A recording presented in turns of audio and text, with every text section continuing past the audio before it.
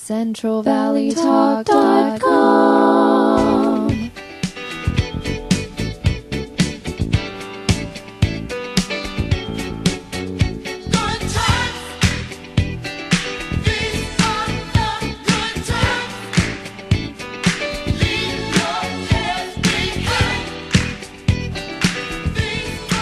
Welcome back, Tim Thiesen Live.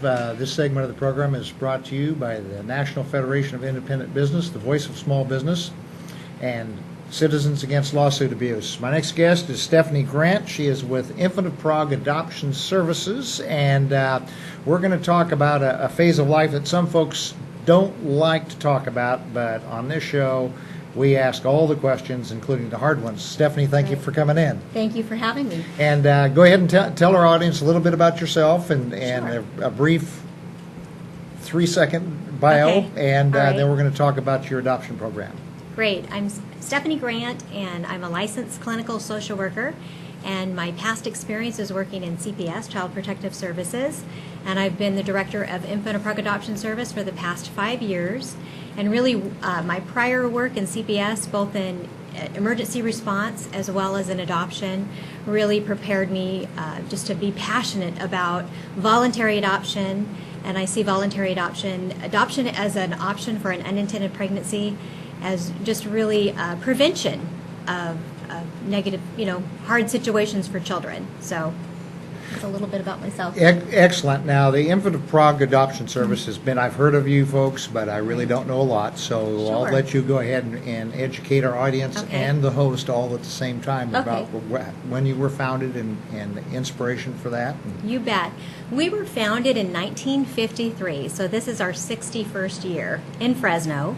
We serve, though, the greater Central California area, all the way from Kern County to Sacramento, over at the coast, San Luis Obispo County, Monterey, Santa Barbara, all the way up into the mountains. And we were started by a couple priests in the Catholic Church, and we were under the umbrella of Catholic Charities up until the late 80s, early 90s. So we're basically not affiliated with the church now. However, we have a wonderful friendship with both Protestant and Catholic churches.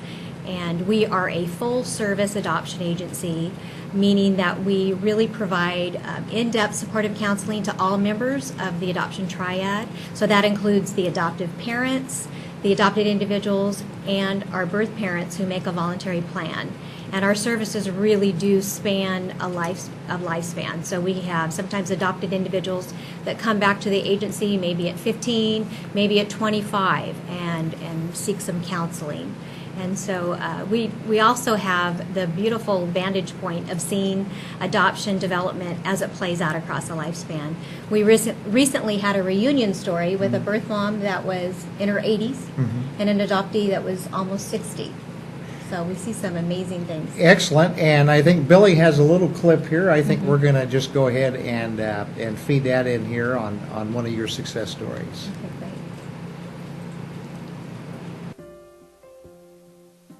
I came across Infant of Prague when I found myself pregnant. I was 21. I didn't know for a very long time that I was pregnant, actually, longer than I'd like to admit. I was about 5 months into the pregnancy, and it was really scary. I never thought about adoption as an option, to be honest with you. And when I looked into it, I was very surprised at what I found. I called the agency and I talked to a wonderful counselor. She put my mind at ease, really, is what she did. The first thing she said to me, which I thought was amazing, was, "We are your pregnancy counselors." She said, "We are not here to force you into a decision." She said, "If you decide to parent, that's great. If you decide to place for adoption, that's great." They were just so supportive, and in a time that was so scary for me, they really made me feel at ease. And in my case, I got lucky because I found a family who I really connect with, and we have frequent visits. I've seen him once or twice a month since he's been born, and that has been amazing. The agreement that Kevin, Amy, and I had, it's gone so far beyond that. Initially it was okay, twice a year, you know, we'll make a visit, we'll make sure to come down, you guys come up and that kind of thing. And we text all the time, they send us pictures, we visit him, I mean, constantly. And I am so involved in his life that it's so much more than I ever expected. He is just the light of my life. And as hard as not having him around every day has been for me, knowing that he is happy where he is makes me so happy. With the circumstances surrounding my pregnancy and everything that was going on in my life and my family's life at the time, I wasn't able to take care of him. And Kevin and Amy are wonderful parents, and he is just so happy. And what I love is that I can hold him and I know he recognizes me. I see that spark in his eye, and I love that. I love that I can feel that we have that connection, and I know he feels that too.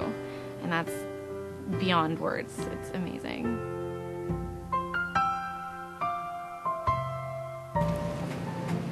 Now, if that doesn't make a statement, I don't know what would. And just so you know, and it's no secret what my position is here on life issues, and I believe in rights for all human beings, including the elderly, and then all the way down to the rights of the unborn. And you know, you are the alternative to abortion. Right. Is the bottom line. It's a tough subject. Nobody wants to tackle, but the bottom line is this: is I always tell people, because it is a political football, is in my opinion, it's wrong for the same reason that racism, sexism, or anything else is wrong, because we're all human beings. We have something in common. We are human beings. Well, you know, too, I think when it comes to adoption, there's been just a lot of stigma around that as a choice, as a plan. And so what we, at Infinite Prague, we're constantly educating people that we need to change the language around adoption. It's not put up, give away. It's make a plan. A mom who makes a plan of adoption is saying, hey, you know what, I'm not ready right now to provide this child what I really believe this child deserves, and so I'm going to make a better plan. And at Infinite Prague, our birth moms choose the family. They choose the type of connection that they want to have long term. And as you can see in Megan's case, it was on the video, and she has ongoing visits. She's able to see that her son is doing really well. And it's really a win-win.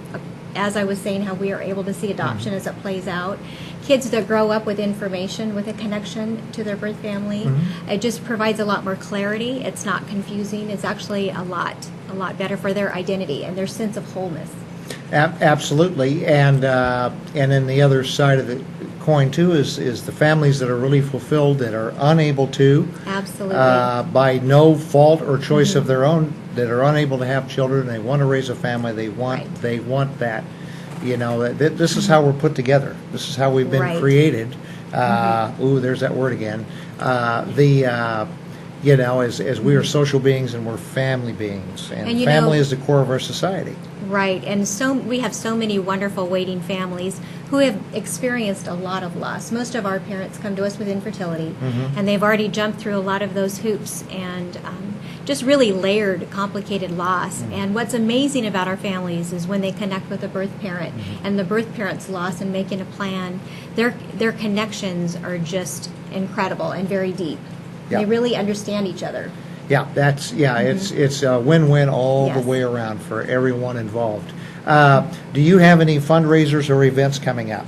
Yes, we do. On October 24th at Engelman Cellars, we have our annual wine tasting event. Okay. And it's just a really great opportunity to come out, support adoption, support the agency and the comprehensive services we provide.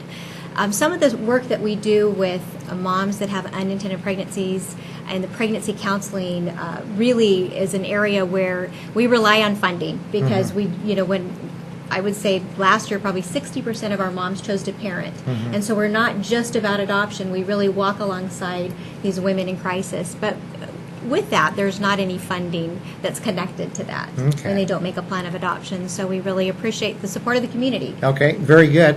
What we will do, we'll stay in touch, and then as we get closer to your event, we will do a special for you. Thank you so much. And then we'll get some people to attend that and support this very noble cause. So Thank anyway, you so much. great to meet you. Great to meet you. And we do have a connection here because we're both from Reedley, so that makes this more cool. So anyway, okay, folks, we're going to be right back after these messages.